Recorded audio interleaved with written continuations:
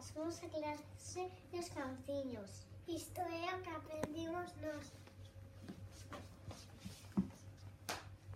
Que son mamíferos.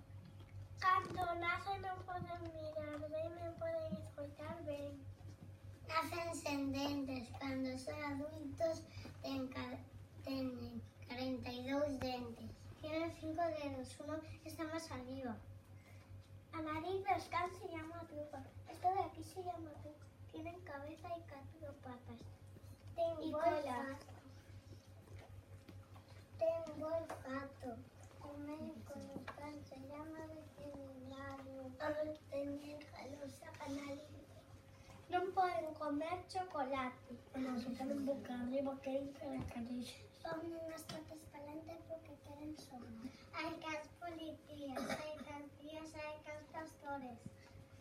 Ai, pero dixo que son unha vez carasas.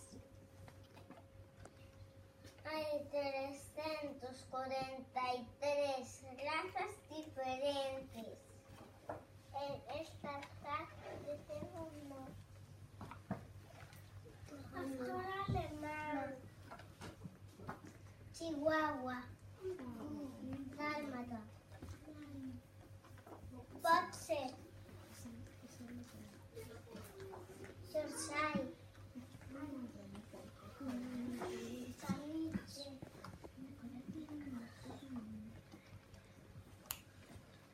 Danés. Chow. Con San Bernardo.